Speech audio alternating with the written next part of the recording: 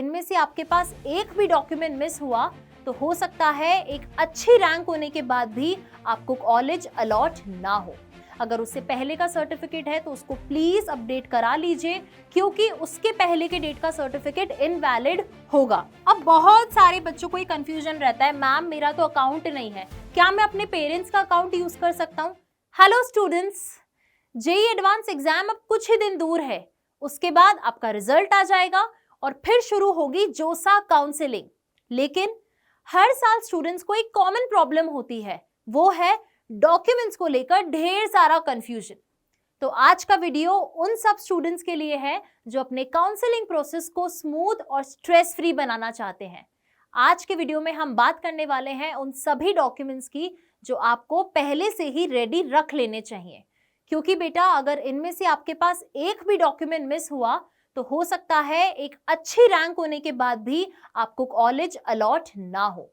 तो इस वीडियो को एंड तक जरूर देखें और अपने डॉक्यूमेंट्स की चेकलिस्ट बना लीजिए। So let's start. सबसे पहले हम देखेंगे जोसा आखिर है क्या। जोसा which is joint seat allocation authority, जो कि different engineering institutes like IITs, NITs, IIITs and GFTIs के काउंसलिंग को रेगुलेट करता है। जोसा के थ्रू बेटा आपको 23 IITs में 17,760 सीट्स, 31 NITs में 24,229 सीट्स, 26 IIITs में 8,546 सीट्स एंड 40 GFTIs में 9,402 सीट्स ऑफर की जाती है। अब हम देखेंगे इसका एलिजिबिलिटी क्राइटेरिया आखिर होता क्या है।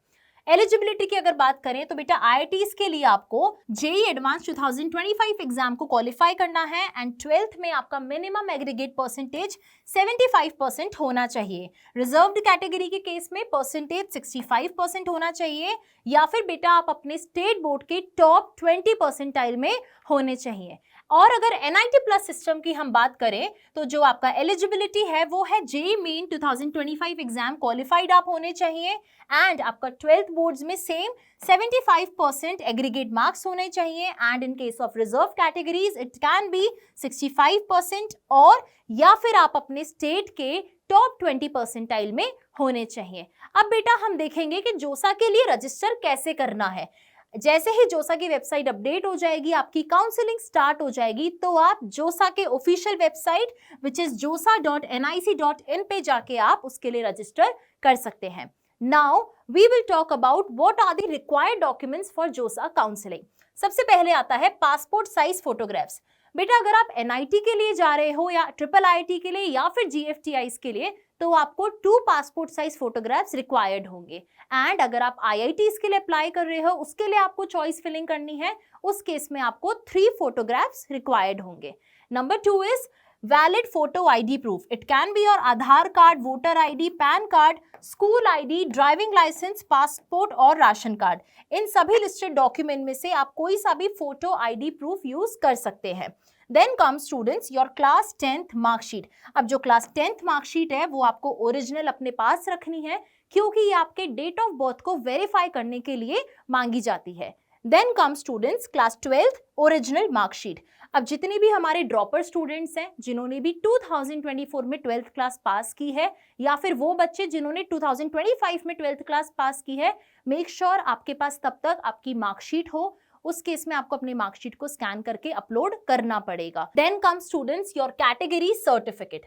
अगर आप रिजर्व्ड कैटेगरी से बिलोंग करते हैं तो उस केस में आपके पास अपना वैलिड कैटेगरी सर्टिफिकेट होना चाहिए, यानी कि आप OBC NCL, EWS, SC या ST कैटेगरी से बिलोंग करते हैं तो आपके पास अपना कैटेगरी सर्टिफिकेट होना चाहिए। अगर मैं OBC NCL या EWS वाले बच्चों की बात करूं तो बेटा जो आपका सर्टिफिकेट है वो 1 अप्रैल 2025 के डेट के बाद का ही होना चाहिए। अगर उससे पहले का सर्टिफिकेट है तो उसको प्लीज अपडेट करा लीजिए, क्योंकि उसके पहले के डेट का सर्टिफिकेट इनवैलिड होगा।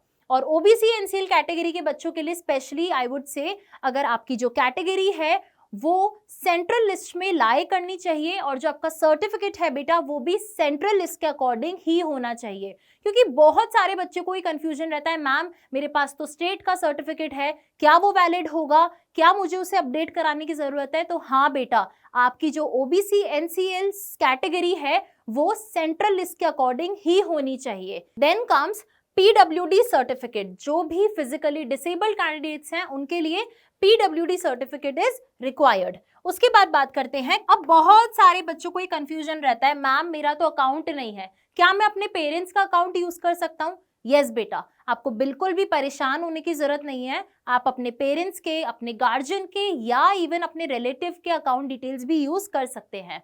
आपको करना क्या है, आपको एक चेक को क्रॉस करना है, उसका स्कैन कॉपी आपको अपलोड करना है, या फिर बैंक पासबुक उसका फ्रंट पेज जहां पे बैंक के डिटेल्स मेंशन्ड हो उसका इमेज आपको क्लिक करना है, देन उसे स्कैन करके आपको अपलोड करना है। बेसिकली बेटा ये अकाउंट डिटेल्स आपसे इसलिए मांगे जाते हैं, जब काउंसलिंग होगी तो बाय एनी केस अगर आपका रिफंड आना होगा तो वो इस अकाउंट में आ जाएगा, तो you can use any of the bank account. उसके बाद बात करते हैं बेटा मेडिकल सर्टिफिकेट की। अब मेडिकल सर्टिफिकेट जो है वो आपको कहाँ से मिलेगा?